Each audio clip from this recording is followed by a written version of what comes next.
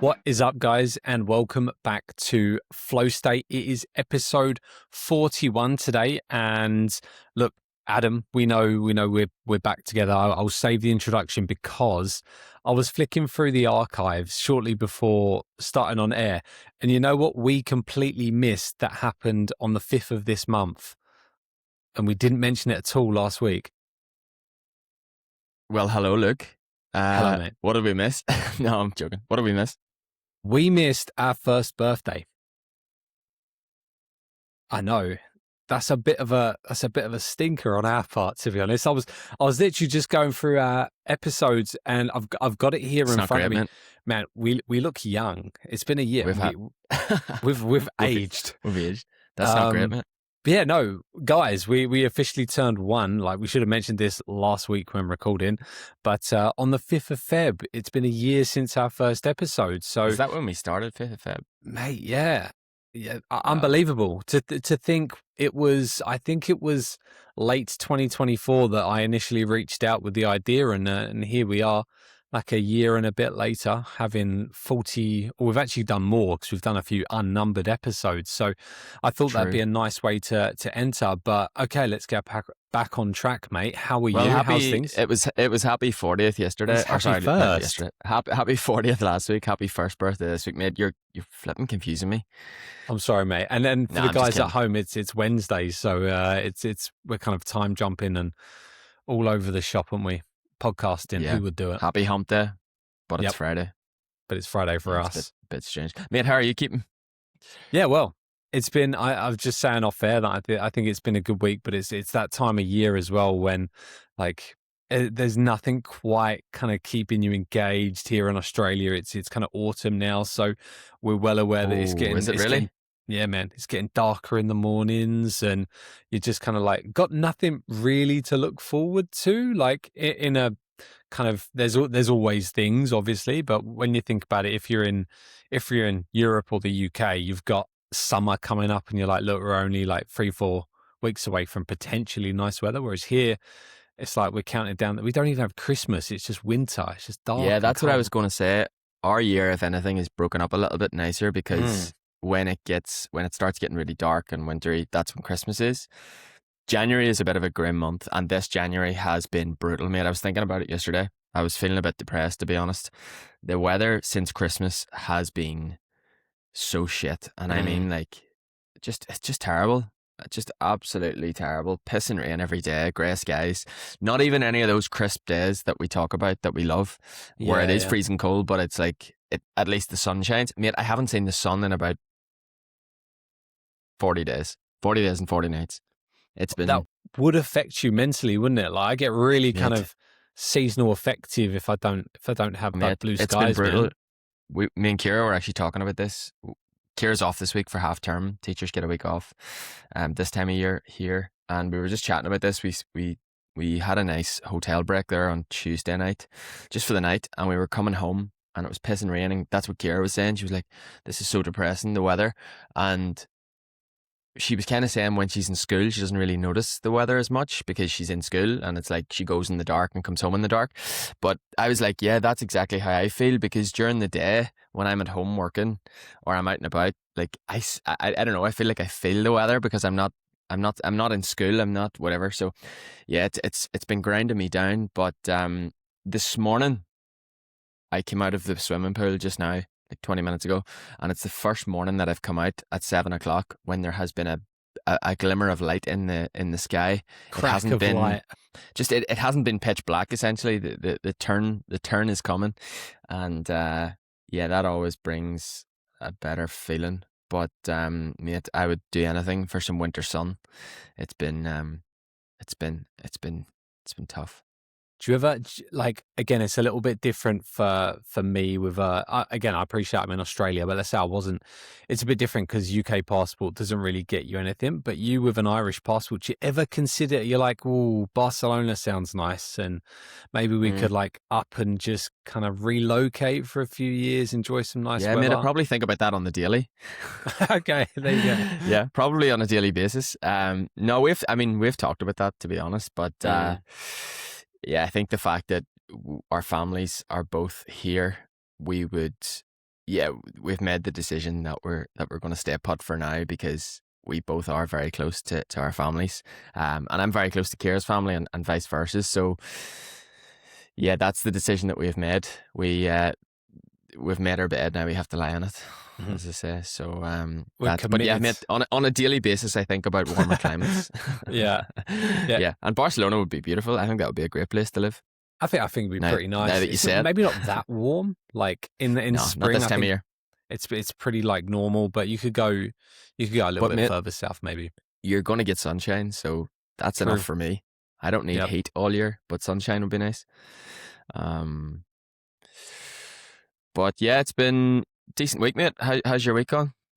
It's been good. Yeah, great. Much the same training wise. Like if we're just diving straight back into everything, I'm still creeping ever closer to getting out on some big rides. Just waiting for the last of my kind of bike equipment before I can actually go out and not worry about A, getting hit by a car because I don't have any lights, and B, making sure I've got spares and whatnot. Like you don't want to get caught short without inner tubes and that stuff. But I reckon I'm planning. I haven't spoke to the missus yet about this, but not this weekend, next weekend. So again, we're kind of recording on a Friday, so on day of release it'll be the weekend coming. I might see if I can organise a little bit of a cheeky ride with a group somewhere. Not quite sure where or how far, but I would like to get out on something like a bit more meaningful instead of just like being on the trainer all week because, yeah. Are you going to get out with the group straight away, or are you going to do a couple of rides on your own first? I mean, I think because again, I've been around the block a few times. I'm confident I could probably hang with a group as long as it's not nothing like too aggressive. And from a fitness standpoint, like I'm sure I would be able to like hold Oh, my no own with doubt some about it.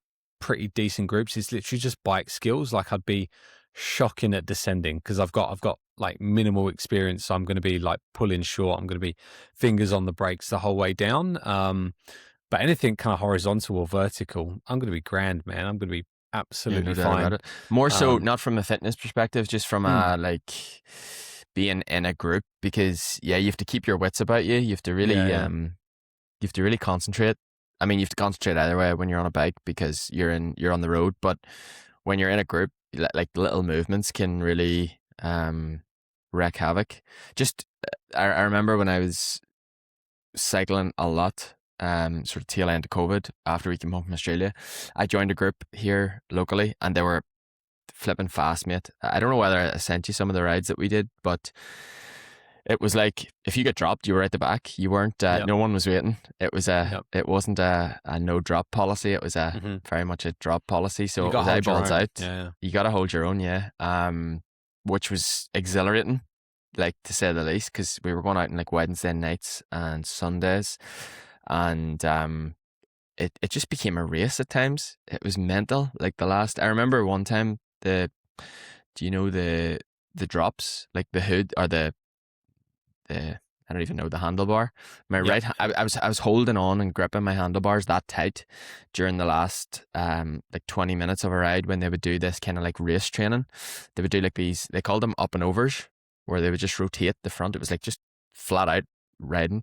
Um, my actual hood like didn't break, but it came away from Hmm. the where it's like inserted into the rest of the handlebar because it wasn't a single unit, and I was literally holding on to this loose hood for like the last 15 minutes, mate. It was it was the most sketchy thing you've ever. Oh man, Terrifying. it absolutely terrified me. Yeah. But they were. I mean, I don't think generally general fitness wise, I've never been as fit as when I was Mm. doing those group rides, because on a Sunday you could have been out for 3-4 hours, uh, maybe 5 hours, and you were riding hard. Mm. It was tough going. There was no real let up in the pace at all. It was a tough group, but the fitness that it brought on was just unbelievable. I remember at that time just feeling like I could kind of go and train for any sort of race distance and be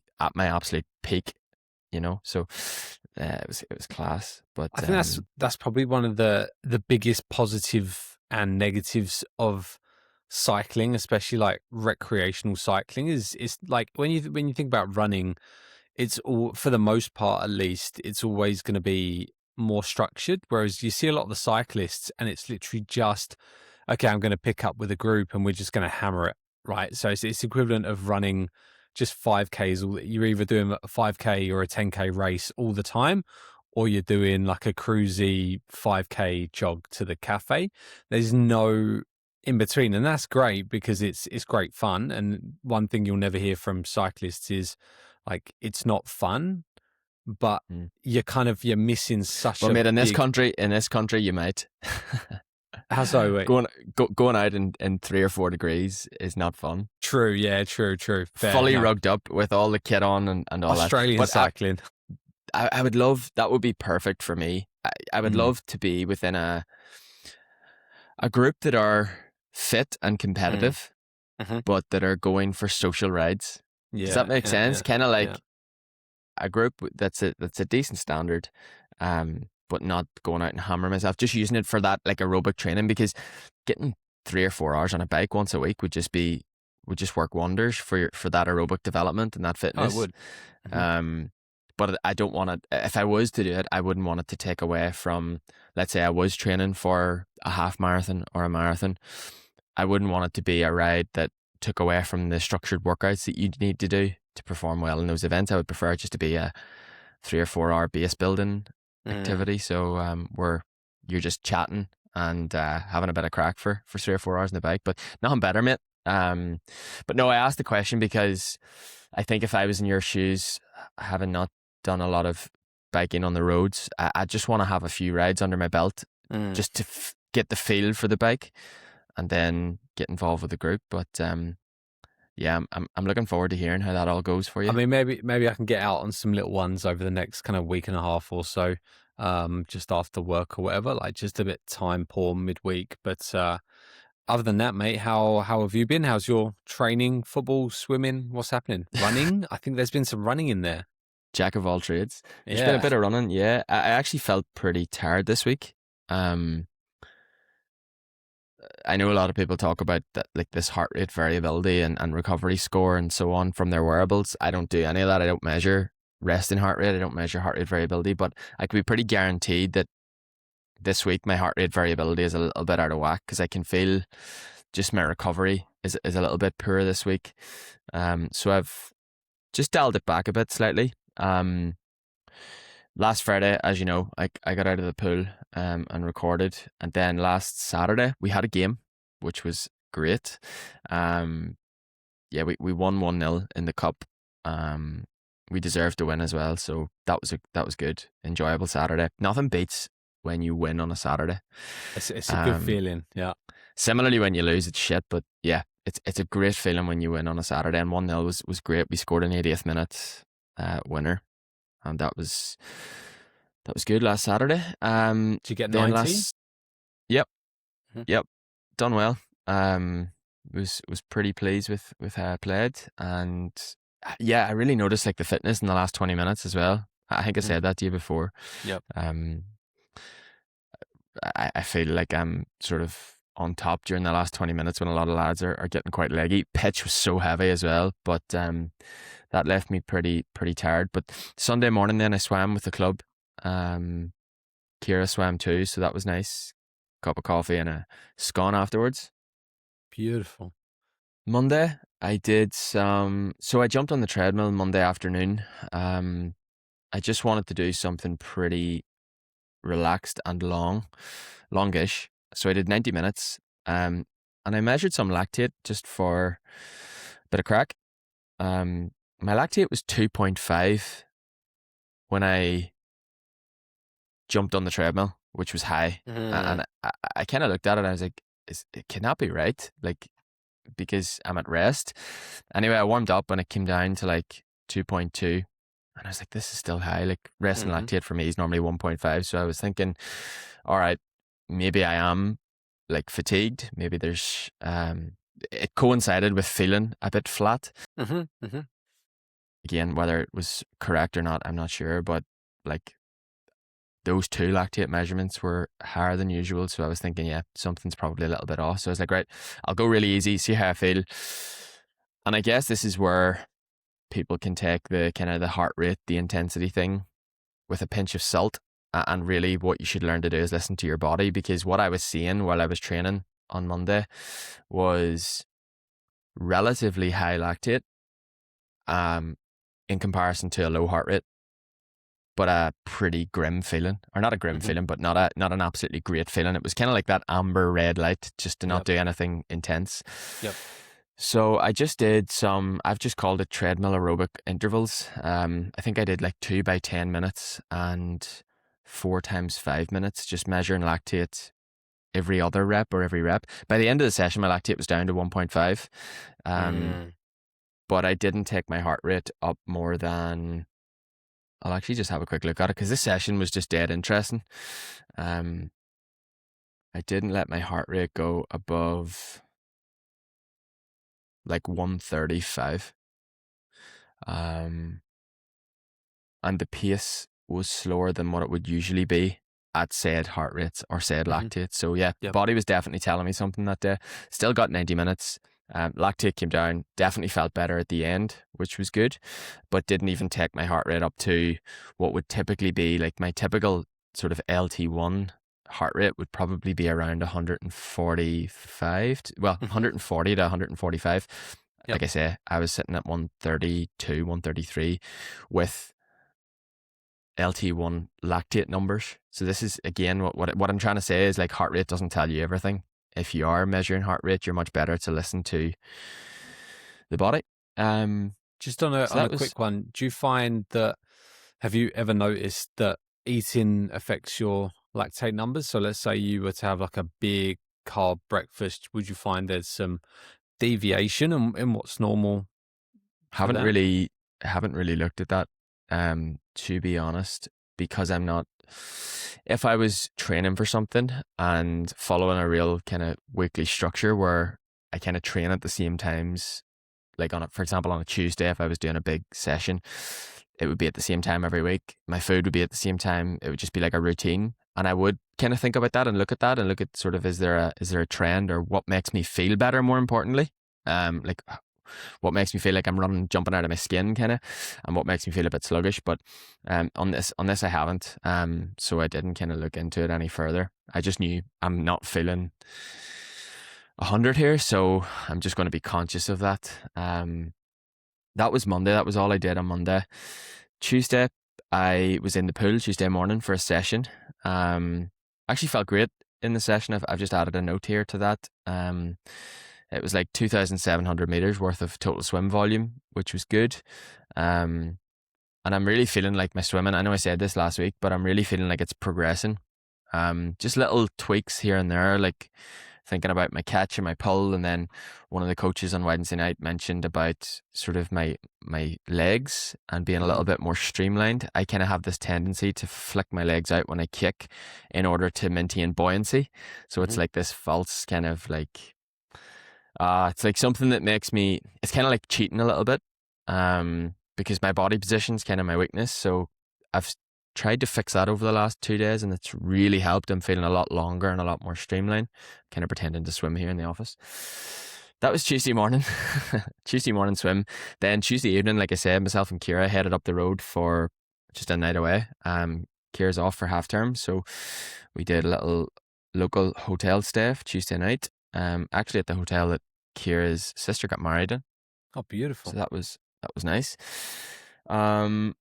Then Wednesday morning, got up in the hotel, just did a 45-minute like progression run on the treadmill, where again I felt, again, this was just roll out of bed and hit the treadmill. I wasn't warmed up. I hadn't eaten, well, I'd eaten quite a big feed the night before, but and a couple of beers, so this probably was suboptimal. But I've just put, yeah, I only had a couple, but definitely a little bit. I think I had 2 beers and a cocktail, but you still feel it.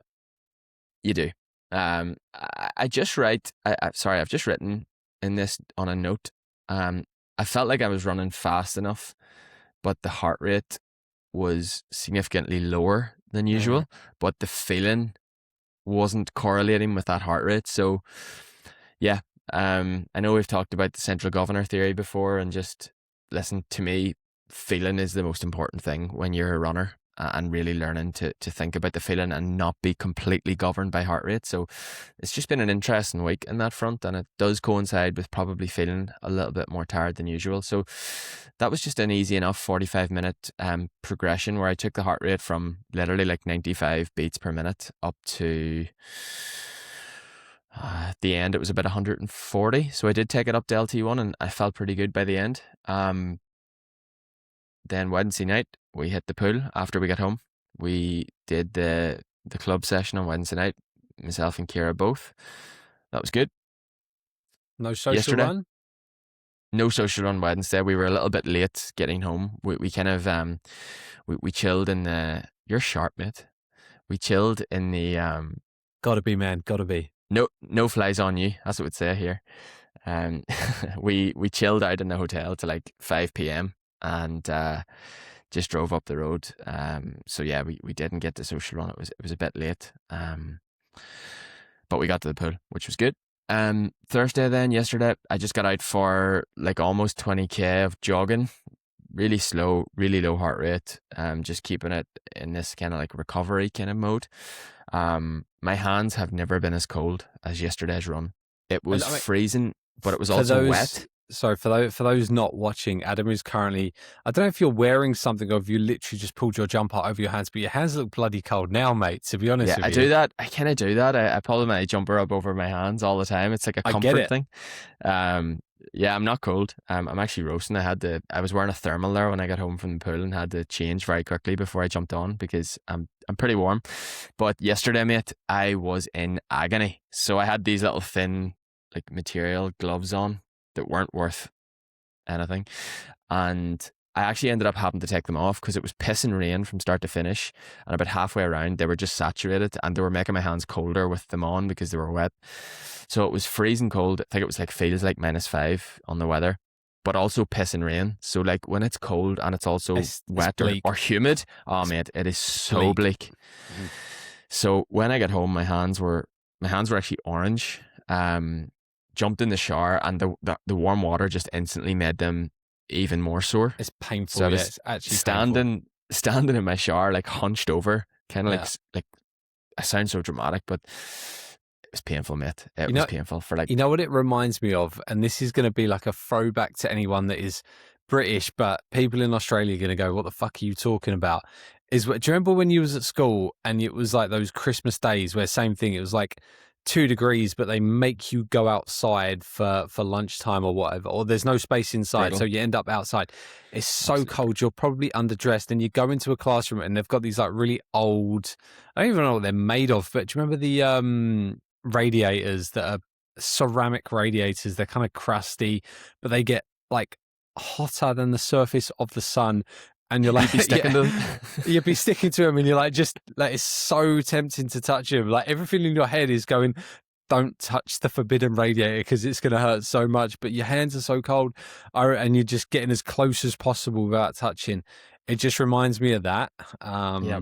And there was no way when you were in school that you were missing like break or lunch football. Nah. I certainly wasn't. Nah. But yeah, that was brutal. Absolutely brutal. But yeah, good to get out for a jog all the same. And then that brings me to, trained with the lads last night, football team. So we just did an hour of football last night. That was good. And then up this morning for the swim on a Friday. Yeah, great swim this morning. Really enjoyed it. Trying to implement those few little changes, little tweaks. Just even, you're not necessarily changing something. You're just bringing some like awareness. Like I'm bringing more awareness to like my kick and my legs just to keep them closer. One of the coaches says you want to kick like you're in a bucket. You know, your legs don't want to come out too far. You just want them like a little flutter. So I guess yep. It's tough because, like I say, because I'm not necessarily the most buoyant individual in the world.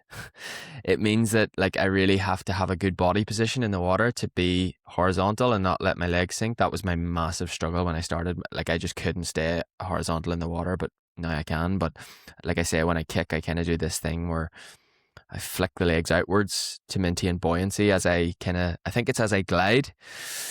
So really trying to fix that. And every time I do it, I feel amazing. I feel like I'm just cutting through the water so much more smoothly. And that's the secret to swimming well, is reducing your drag and being really long. So yeah, I was trying to do that more this morning and felt good.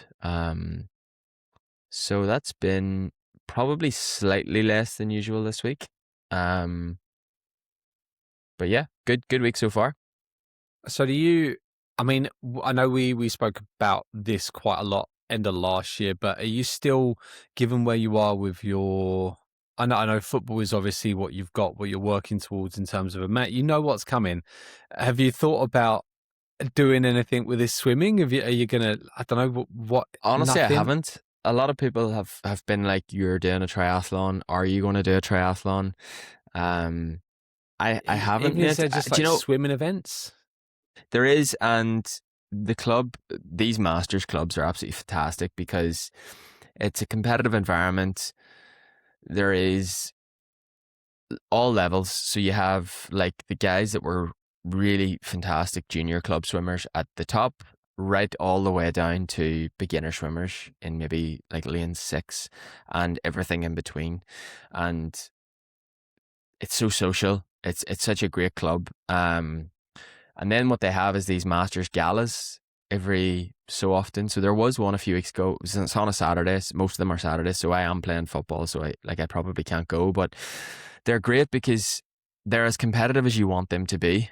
Do you know? You can go and you can just like get your time and make it like a personal thing, or you can go and you can race other people. So, I don't have any notion of doing it, mate. I mean, if I didn't have a game and it worked that I could go to one, I'd go, because I think that what they do is they get a bus, they go out for a curry and a few pints after. So that would be great, just as a social thing. So yeah, if I can, I will. But mate, I'm just enjoying it. I love Mhm. training. I Yeah, absolutely love training. Love it. And love what it adds to my life, and love feeling like I'm fit and feeling like I'm improving. But what I am feeling, I thought the question was coming, was slightly different, is I'm really feeling like I'm getting back in touch with my desire to race and to run and that to was my next get back question, I into won't lie. some serious training. But I'm just like, uh, I'm just really enjoying what I'm doing at the minute as well. And I'm conscious to kind of fulfill what I kind of said to myself I wanted to fulfill, was just take the break and just continue to enjoy the break, because like it won't be forever, all being well, and I will get back into some structured running. And I do think the extended break from high mileage and training is only going to continue to be a good thing. But I am feeling that real desire to get back into, not even like, oh, race this and race that and do this and that, but just into the proper routine of training again, because I Yeah, do love yeah. it. And I do love the sport of running. And that's only, I suppose, been strengthened with the break. And I'm also so conscious that, like, I'm 31. I'm not. I've got years and years and years and years of competitive running ahead of me if I can stay healthy. And I just think too many people rush that and think running's not like football. It's not like field-based sports. You can be a competitive distance runner. I mean, one of my good mates, Barry, like, he's representing Ireland this weekend in the SCP. Um, SCP. It's called like the Anglo-Celtic Plate. So he's representing Ireland in the 100k. Sorry, it's in a few weeks. He's actually representing. He's running a 50k this weekend, but the 100k is coming. And he's 50 years of age. Do you know? Ultra So marathoner. yeah, he's incredible, mate. He just ran Damn, 2:38 in Dublin there that is in incredible. October, Yeah. lifetime best at 50. And he's been. I hope he doesn't mind me dropping his age, but he's been he has been running for, like, it's not like he's just brand new to the sport and he's making these Mm. like beginner gains. He's running his best, having been an endurance athlete for maybe, I want to say, at least 12, 13, 14 years, probably more. He's such a legend, like, and like, I look at that and say, well, why can't I do that as well? Like, why can't I run at my best in 10 years or more? Do you know? In 10 years, I'll be 41. So, no rush. Absolutely no rush. Yep, 100%, 100%. I back that as well, and I think that's one thing that I've been really grateful for is finding kind of endurance sport and then not feeling like, okay, I've hit my 30s, it's all downhill. It's like, well, now realistically, like you said, you can go till you're 50 and then still be pushing at a relatively high level. Whereas for most people, that the thought of being 50 is old, and it's just like, nah, we're not there anymore. Like you look after your body. 50 is, it's cliche as hell, but 50 is a new 40, isn't it? Really. So, 100% I'm behind that, and I don't know why, but talking about the ultra marathon did get me thinking today, and this is kind of a tangent. It's kind of on the same path, but I'm not sure if it's a hot take or not. But I've been talking, I've been like taking on, not necessarily running clients, but working with some people at the gym, with other clients to help them run alongside some of their resistance training. And I've noticed a lot of time when you ask people, like, people always talk about their friends or they know someone that runs, and kind of just I'll always ask, oh, are they any good? Kind of tongue in cheek, just, yeah, tell me about what they do, right? And people's first indication, or sorry, first response is to go, oh, they can run so far, they're doing this distance or that distance. And I'm like, in my head, and I've got no problem with saying this, but I genuinely think that distance is nowhere near as impressive as speed. Like, I'm not, again, having run some distances, like the idea of doing kind of ultra marathons, it doesn't like impress me, but the thought of doing like a fast anything, frankly, is where I'm like, that's where that is class. And I don't know, that is my kind of, not a hot take, 100%. maybe a warm take. Yeah, no, I agree totally. Well, I also think it's a lot to do with kind of social media as well, like what we spoke about last week. It's become, I don't know, but I completely agree. The challenge of going fast is so much greater than the challenge of going long. Do you know? I think Go I think long it's and just, fast is bloody hard. oh, that, I mean, that's the pinnacle, but I think it's really going further is a psychological battle, whereas going faster is a physiological battle. And all you need is a good head on your shoulders, or the right head on your shoulders, I should say. And it's pretty easy to like slog your way through a marathon. You're not going to be going very fast, but you can do it. Whereas, like, you can't, if you can't run a marathon fast, you can't run it fast. Um, Yeah, true. and this was because I do reflect on what we chat about in the podcast, to be honest, and as well as thinking about my favorite chocolates. And if you don't get that, go listen to the last episode. Bit of controversy on last episode, man. I know, right? The I group was chat. The I group was chat. thinking, I was like, We'll this, mention this after. where people are going wrong is there. I think people are just seeing the target of, oh, this person is doing this astronomical distance, and then getting in trouble trying to mimic that distance, where what we should really be doing is like forgetting that, and just be faster. Just be a faster runner. Focus on that instead. That's way more impressive. I'd much rather someone was like, if someone came to me and went, oh, I'm like targeting, I don't know what a normal person's 5K is, but let's say like you had an average person that was like, oh, I'm aiming for a kind of 18 minute 5K. I'm going to be more impressed at that than someone going, oh, I just completed a marathon and it was 4 hours. Yeah, Right? well, I agree 100% with the fact that going faster is definitely much, much, much, much more challenging. But honestly, if someone just wants to go and, like, each to their own is kind of the way I Oh, for look at, sure. like, the, you know, if you want to go and just do like a slow marathon, that's absolutely respectable and absolutely cool. And if you just enjoy, like, I know a lot of runners have absolutely no interest in speed.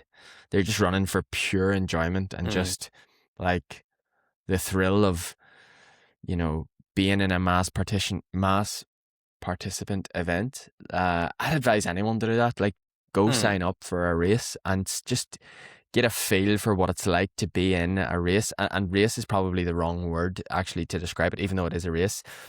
It's an event, kind of. Yeah, I remember when I started running it, going to local.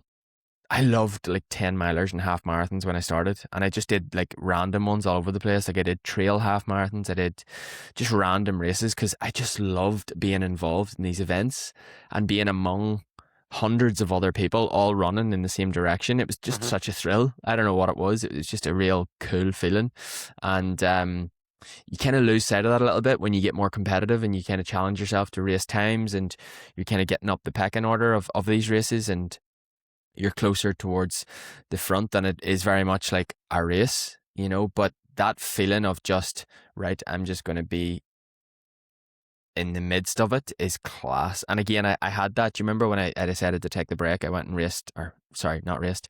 I went and ran Belfast half marathon. Yep. Yep. Um, that was exactly what I got that day, was that feeling. It was just absolutely brilliant. And yeah, like I'd honestly, if you can run and if you're someone that enjoys running, go and just do an event, and don't run it to your absolute capacity, and just soak it all in. And it's some feeling. It's brilliant, I absolutely think brilliant, I think especially if the the sun's key shining. I think the key there is you did say like if you're someone that enjoys running. I think my and again this is my week to be a bit bitter, honestly, because it You really telling me I was better last week? yeah, you're sharp today, mate. um, well, awkward. I No, I'm fucked just joking. myself there. No, but it really kind of gets to me when people are talking about running and they're like, "Oh, I do it, and I'm trying to get to this point, but I really don't enjoy running." I'm like, why the fuck are you doing it, man? Like, if Yeah. there's no, I don't know. It just really irks me because then people have just a bad experience. Or like I've got a real issue with. I was about to say I've got a real issue with people complaining. Says me complaining. But mate, Um, would people be having that attitude if, like, that irks me as well? But mhm. would people be saying those things if things like social media and Strava didn't exist? They wouldn't, because they'd Nah, just be doing the things that they actually enjoyed, probably wouldn't have started because doing it in the first place. they're not Yeah, worried about what other people think and what other people see. I believe personally yeah, that's yeah. why people are, because they're like, oh, everyone's running and running's class and running's like everyone's wearing their cool active wear and I have to get the Mm, latest shoes. That's what that's all about to me. mhm. Yep. And feeling like you have to do something because it's in, it's cool, or it's what other people whatever. Listen, eh, I don't know. It's I couldn't agree more. Like, do the things that you bloody enjoy in your free time. Like, make the hobbies that you actually do the ones that you actually love, mate. I hear it all the time at training, in races, like people saying that they could think of nothing worse than being here. It's like, well, why are you Mhm. here? Like, honestly, 100%, mate. why are you not doing something else? That would do my head in. If imagine if you were at a race and you train for it, you love the sport, you love it, you love the app, and there's some grumpy bastard next to you that's going, "Oh, I don't know why I'm here." I'm like, mate, go home, have a day And off, don't innit? get me wrong, yeah, 100%. And don't get me wrong, like, yeah, we're getting grumpy in our We're 40s here, this but week on the Grumpy Old Men no, podcast. but that like, and I get it. You might be at a race and you might be anxious because you think this is going to hurt. I get that. Being like, I'm a bit worried here, and maybe people would say, I don't know why I'm doing this, or like, Yeah, I've been there myself. Do you know what I yeah, mean? I do get that, but what we're talking about is that grumpy fecker that's like, yeah, yeah. you're just like, well, Just being miserable for the sake of why do it. you do this sport? Mhm. Why do you do this hobby if you're just miserable? Yeah, I believe lots of people are going through life like it, because they think they have to. It's like, just change. Like, just go take up golf or knitting or reading, or 100%. go learn how to do drama, or go play a musical. Like, go do something else that you actually find fun. Um, but yeah, And we'll mate, we're get not here to give life advice, are we? nah, last thing I'll say is it's really fun. Back when I think it would have been mid last year, there's another gym. I wouldn't necessarily call them a competitor, but like I know some of the guys that work there just through the gym I work at. And this was when was running was pretty booming this time, or like mid last year, start last year. And this gym released a T-shirt, just like it was saying the anti-run club, and it was just like being really kind of tongue in cheek, but kind of like clearly they were speaking out against the running hype. And it's funny because now this same gym has organized a run club and they're all on Strava. And I'm just thinking in my head, I'm like, what's changed? This is like, you're a bunch of power lifters, and I'm all for it. I'm like, fantastic. You guys have started running. I think that's brilliant.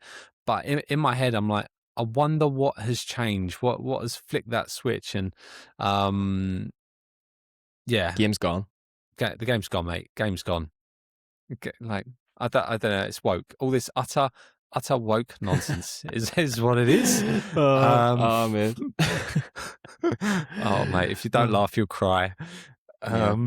I feel like Well, Sean listen, Dyche when I said that. No, I wanted to touch on something. Do you remember last week we mentioned about how we should give some Marathon advice. Yeah, marathon advice. Well, first things first. The lads in my running group chat, Chuck, Barry, Plug, a few of the other boys. Shout out. Yeah, there was a bit of controversy around our rating of sweets. Okay. All right. Serious hats on. Some of them are from the older generations, so let's just say they have a slightly different view than us. Oh, they're going to be bucks. on the bounty train or something. Man, Deary they're me. they're on the quality street train massively, and I kind of Okay. But yeah, they had a few things to say about our selections, All right. about what we had to say, and there's a bit of back and forward going on for the last few days, but Okay. I think we've resolved it. What was the consensus? I need to know now. I can't be. Well, basically the consensus was that like we shouldn't overlook Quality Street, and that we were very. I can't think of the right word. We essentially brushed the Quality Street to the side and didn't give it enough airtime. But listen, it just caused a bit of drama. You would? I would rebut that because I think go on. This is your chance. It's merely our generation that our heads don't go there straight away, because we realistically we are from that. We are millennials, and I feel like the millennial confectionery, I don't even know, consortium, is it a consortium? Is it? I don't know. But our heads just don't immediately go to Quality Street, right? But when we went there, I feel like we were given it ample respect. Not once did. Yeah. Given our demographic. Yeah. I thought we came onto it a bit late. It was a bit of an afterthought, but once we were there, we were like, you know what? Quality Street, absolutely spot on, man. Deserves our time. And yeah, no shade on Quality Street. I think you've put that very well, mate. Thank you. That's my pragmatic hat on today. Yeah, I like that. Let's move on then to some marathon advice. I think that's just nipped that in the bud, mate. Really well said. I'm glad I give you the opportunity just to clear that up. Thanks. So, a question or something I get asked a lot around this time of year, from athletes that I coach and just people generally who want some running advice, is around like what people should be doing at this stage of a marathon block. And quite often I'll get athletes that are 8-10 weeks out from their marathon asking me like, are they doing enough? Is their long run long enough? Because they see others and they have friends that are doing 20 miles every week in the lead up to their marathon. And quite often you'll hear people say like, is my 14 miler that's planned for this Sunday, is it enough? Or is my 2-hour long run that you've got planned for me this week long enough? And they get quite anxious or quite sort of antsy about just feeling, is the training adequate in order for them to reach their goal? And I guess 2 points that I want to make, or two talking points that I want to raise, is number one,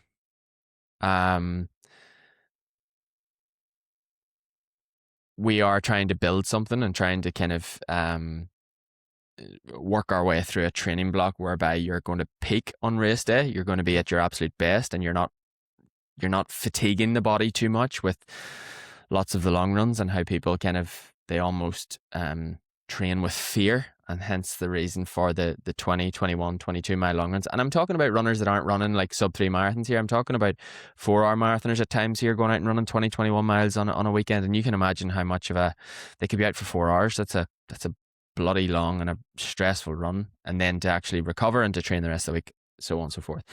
That's the kind of first point that's important. The second point is around athletes feeling like they're not at their best during a training block. And something that I always like to tell people, I think this is a really important point for people who are training for marathons at the minute, is when you're in a training block for a marathon, you're probably running more volume than you ever have ran in terms of like weekly and monthly. You're doing a lot of running because of course we know that volume is an important factor to run a good marathon, and teaching your body to run when tired is a important aspect of marathon training. But what I've told a lot of people is that during a marathon block, you won't see your peak fitness ever. You will not have a glimpse of that because you are in this state of fatigue throughout a training block. And I always talk about this graph, this imaginary graph, where on the y-axis, the up-down axis, you have fatigue at the bottom, and on the top you have freshness, and along the x-axis, along the horizontal line, you have time. And throughout a training block, you're doing some training and you're introducing fatigue to the body and you're recovering a little bit, so you're maybe returning to baseline, then you train again, and so on and so forth. So you're constantly operating somewhere between a fatigued state and a baseline state. But what you're never seeing throughout that block is the freshness or the peaking of your abilities. So people always get a little bit anxious around, like I'm not hitting the splits that I want to hit in training, or, marathon pace feels a little bit harder than it should, whatever it is. And I think it's so important to remember that during a marathon block, you are not fresh, you're not peaking, you've got life stress, you've got suboptimal training conditions, you're not filled with adrenaline, you're not running over the fast course that you have on race day. And so it's really important to remember that you're kind of in this block where you're surrounded by, let's just say suboptimal conditions and fatigue. And when you get to race day, we're going to help you peak, and we're going to help you, through a taper and through everything else that we do in preparation for the actual race day. That's when we're going to have you at your absolute, the ability to express all of the fitness that you've built, and to peak and to come out of all of that fatigue and like I say, express your capabilities and actually see that full fitness, because during a training block you're not going to see that, and you're not supposed to. So just be patient and trust the process. And if you do hire a coach, if you've asked someone to do the planning for you, you should put your trust in them, because hopefully you've done your due diligence and you've hired a coach that knows what they're doing.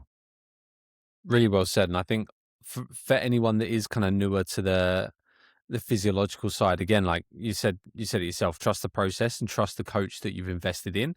But even go and look up the fitness fatigue model, and you'll see the graph or the image that Adam's referring to in terms of kind of conceptualizing how it works and how training and adaptation works. And it's a case of, just like he said, you're always kind of working under a state of fatigue, which is suppressing that performance, but you don't necessarily need it. You don't want that until race day. That is what you're working for, because you obviously, you're by adding that fatigue, that realistically there's a lot of quality work that is causing the adaptation.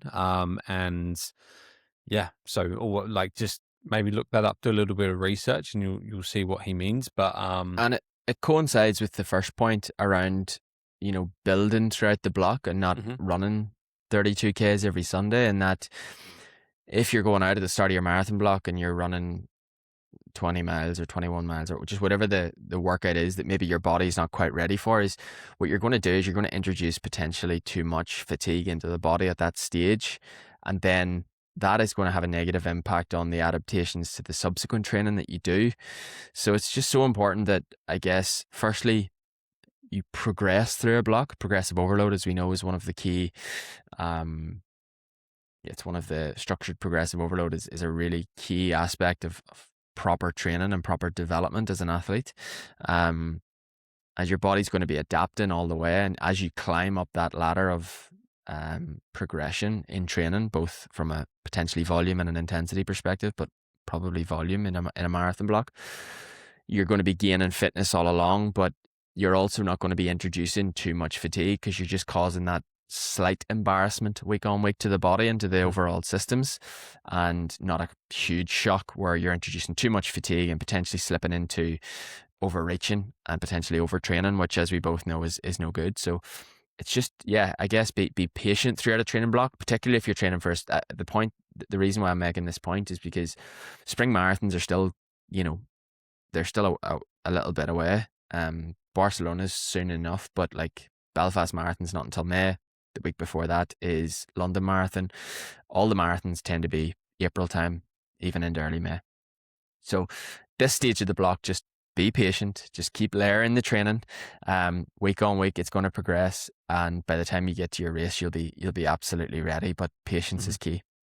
100%. And you did mention overreaching there, which I think is really important. A lot of this applies to more of your kind of beginner or novice runners, if you're still quite new to the sport, because something like overreaching, like you said, when you've basically taken on more stress than you can necessarily recover from, or more stress than what you're used to, overreaching isn't always a bad thing. It's like, well, if you can, let's say you go out and you do like a massively huge run, or I'd almost say like overreaching is almost something that's more kind of akin to cyclists, where the impact is a little bit lower. You're doing like X amount of hours a week or X amount of volume, then all of a sudden one week you decide to do 120, 150K. You get away with it, but obviously you've overreached because your weekly mileage has maybe just gone up by 50% or something. And it's like, that's fine. That's not necessarily like a bad thing, because we were talking about it, like you've got that opportunity to get a huge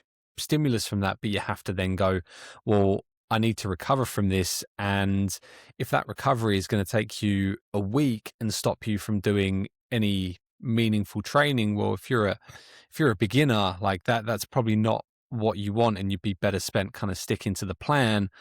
Whereas if you're a seasoned athlete who is probably going to maintain most of your fitness, if you take a few extra days off or go real light, it's probably not the end of the world. And I think that overreaching, that state of overreaching, is probably going to be worth it. Maybe not every week, maybe not every 2 weeks, but every so often having a big week like that is probably what you need, because you need that kind of larger stimulus to tip the scale, because you're so kind of advanced in what you do. You need more to force an adaptation, essentially. So and the reason I've gone into so much detail on that is because I know that there's a couple of listeners that have spoken to me that really like it when we talk nerdy and go into the physiology. So, and overreaching, like the fitness fatigue model, is such a huge part of any kind of training, whether it's training in the gym, whether it's endurance training. So I think it's really good to outline that. And yeah, if you do have more questions, you should message us,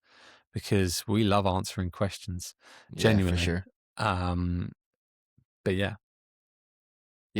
No, that's I guess that's the only real point that I wanted to make on it, because I get those questions a lot at this time of year. Like when athletes are anywhere between 6 and 10 weeks out from their marathon, I hear it a lot. Like, am I doing enough? Is my long run long enough? And it's like, yeah, like, don't you worry, the 32K run is coming. And it all depends on the athlete's experience as well. And it's so important not to give an athlete too much too soon, and that, sure, we're working towards something here, and when you stand on that start line, you will be ready. I always kind of try to tell them that, don't worry, when you get onto the start line, you might not feel confident right now. You're not supposed to feel confident right now. If you're 8 to 10 weeks out from your marathon and you feel marathon ready, you're too soon. What you're gonna end up doing is introducing way too much fatigue over the next 8 weeks if you keep training the way you've been training. So if you feel marathon ready, it's definitely too soon. If you're, I would say that's a pretty good rule. But when you do stand on the start line of your marathon, trust me, if all goes well, you will feel ready and you will feel confident to execute the race that you want to execute. And it's so important to remember that during the training block. You're not supposed to feel ready 2 months out. That is very well said, and I think that's probably a good place to kind of leave the bulk of the podcast. Yeah, I And I reckon. think maybe we'll kind of touch on some more of this. But look, before I did want to talk about this real quick before we kind of jumped off today. We did speak last week a little bit about chocolate, and it got the people talking, and it did get me thinking. I want to know, Adam, on air without warning, top 3 crisps or chips for our Australian and American listeners right Do you know now. what, mate? This is Go on. funny. Me and Kira actually discussed this the other day. It's been in my head too, man. Because Kira is a fan of crisps. I'm Crisp a fan of fiend. chocolate. Yeah. Whereas we're a bit opposite in that. And I have to admit, mate, I'm not a massive crisp person. I love a crisp when I'm maybe having a cheeky pint, but I don't know how. Yeah, you couldn't even I'm like a massive fan of like a beefy crisp. the beef and onion Walkers. No, more like a McCoy's. You know, the rough cut. Bit of texture. I like that. Like a McCoy's beef crisp. I also love a potato, cheese and onion, mate. A classic Irish staple is a potato, cheese and onion, particularly between a bit of pan loaf with butter. Like a crisp sandwich, mate, is absolute top tier. Mug of tea and a cheese and onion crisp sandwich in white pan loaf is absolutely top tier, mate. I might actually have to have one of those this weekend. I've got you thinking. That's a serious sandwich. Yeah, mate, I like some of those kind of like. You like quite hearty crisps, don't you? You like a hearty crisp. I also like I couldn't even tell you the name of them. There's some great Irish crisp brands that are kind of like, they're up the. I might get a bit of abuse from this from the lads here, but they're kind of up the price scale, let's just say. But you can tell the quality. They're a thick. Oh, it's like kettle chips. That's the ones, mate. That kettle is chips. the ones. You've hit the nail on the head. Middle class. Big fan of those. Middle class crisps. Middle class crisps. But you know what? A potato, cheese and onion, I think, has to be my absolute go-to. Kira is a salt and vinegar fiend. Okay. She is a salt and vinegar girl. Okay. And she has tried them all. Mate, do you know what?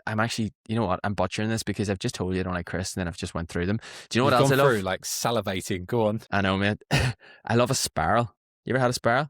Nah, a spiral, nah. Spirals are top tier. Their original spirals are salt and vinegar, and I'll give you one if any of the Irish or UK listeners are listening.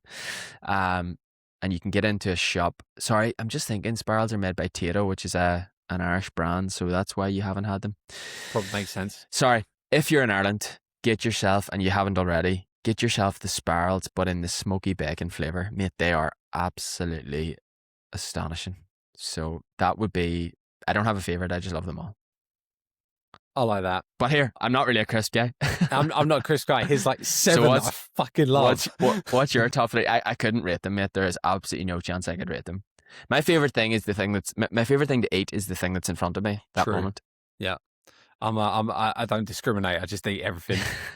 Yeah. Honestly, I might get a little bit of stick from this, but my favourite crisp is, mate, I'm a Pringle guy. I love Pringles. Good selection. I thought you were going to say ready salted there for a second. Oh, nah, come on. Like, again, in a crisp sandwich, sometimes ready salted is nice if you just want something a little bit plain, but I'm never going to choose. Like, I used to really like Salt and Shake. Do you remember them? Where you like, I do. You add the salt, but only because you get like the top and it's just got so much salt and it's so like moreish. I remember those. I do like a what's it. I'll be honest with you. You can tell you've got young kids. Yeah, they don't even have them here. Like, I haven't touched a what's it in probably like 15 years. A what's it is like the crisp that I would associate with babies. Yeah, it's a cheesy puff, isn't it? Yeah, it is a cheese puff. And then, mate, what is it? What flavour? The Monster Munch, the pickled onion Monster Munch. Yeah. Oh, wild. You're not kissing after those, man. Nah, but you don't need to because you've got Monster Munch, bro.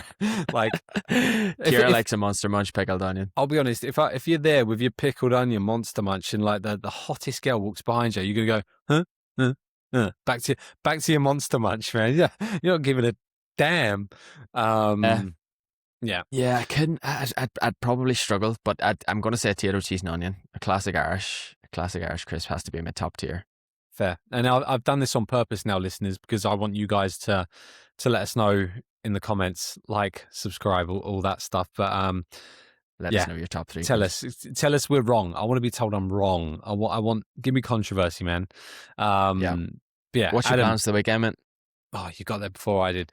I've got no plans. I'm on dad duty tomorrow while Nicole gets her brows, lashes, nails. I don't know. She's getting something done. So I got the kids, and then we will, I'm sure, find something to do on Sunday. I like a nice free Nice. weekend. So we'll see how it goes. What about you, mate? Lovely. We are heading out for some steak tonight. Mm, We have a voucher from Kira's sister that we have yet to use, so we've booked a table at that restaurant tonight. We may go to the cinema afterwards, but we haven't decided yet. But apart from that, not a wild pile, mate. We are nice chill weekend, so I'm looking forward to it. Yeah, lovely, lovely. bit of work to Hopefully, do. I've kind of taken this week as a bit of a relaxed week because Kira's been off, so I'm gonna have a bit of work to do over the weekend that I've sort of pushed to the side for a few days. So yeah, a bit of work Saturday maybe. hopefully you get some blue skies to get you through it, mate. But The weather forecast says no. oh shit. Never mind. Well, just close the blinds, get your head down, get it done. Yeah, But guys, that's it. We're gonna wrap up episode 41 there. Again, thank you so much for watching. And yeah, if you do have any questions or want us to like delve into any of the points we raise on the podcast, let us know, man, because most of the time we come on and we just chat for an hour. But if there's ever any direction you want to give us or kind of have any burning questions, let us know, even if it's just what your favorite crisp is. We want to know. I want to know. I want to discuss. I want to tell you you're wrong. Have a great weekend. Have a great rest of the week. It's Wednesday if you're listening. It's Friday here. Thanks again, guys. We're looking forward to chatting with you guys soon. Take care.